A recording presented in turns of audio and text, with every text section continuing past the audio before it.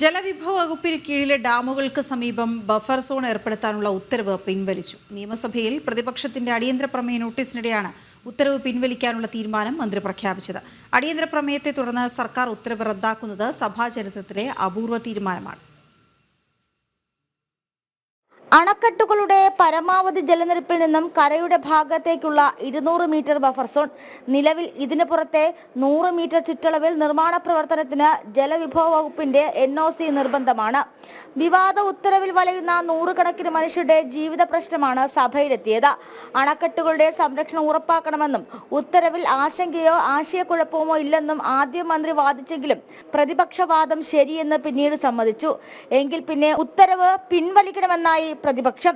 ഒന്ന്, ഞങ്ങൾ ഇവിടെ ഉന്നയിച്ച ആവശ്യം 100% ശരിയാണ് എന്ന് മന്ത്രി ഗവൺമെന്റും സമ്മതിച്ചു. രണ്ടാമത്തെ പ്രശ്നം എന്ന് പറയുന്നത് ബിൽഡിംഗ് റൂൾസ് അവിടെ ആപ്ലിക്കബിൾ അല്ലേ? PWD റോഡിന്റെ സൈഡിൽ ഡാമിന്റെ അടുത്താണെങ്കിലും പണിയാൻ പറ്റുമോ? ആ റൂളൊക്കെ എല്ലായിടത്തും ബാധകമാണ്. ഈ ഡാമിന്റെ പരിസരത്ത് വീട് വെക്കുമ്പോൾ ബിൽഡിംഗ് റൂൾസ് ആപ്ലിക്കബിൾ ആണ്. PWD റോഡിന്റെ അടുത്ത് വീട് വെക്കുന്നതൊക്കെ ആപ്ലിക്കബിൾ ആണ്.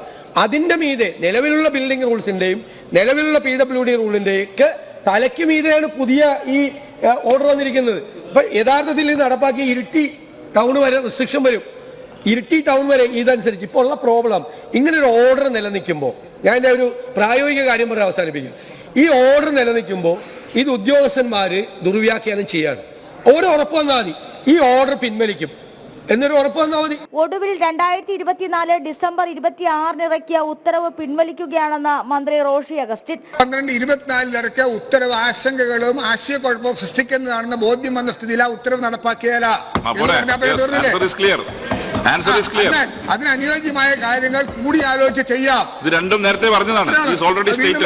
അടിയന്തര പ്രമേയ നോട്ടീസിന്റെ ഉള്ളടക്കം ഉൾക്കൊണ്ട് ഉത്തരവ് തിരുത്തിയ നടപടി പ്രതിപക്ഷം സ്വാഗതം ചെയ്തു. സഭാ നടപടികളോട് പ്രതിപക്ഷം സഹകരിക്കുകയും ചെയ്തു. ജനം, തിരുവനന്തപുരം.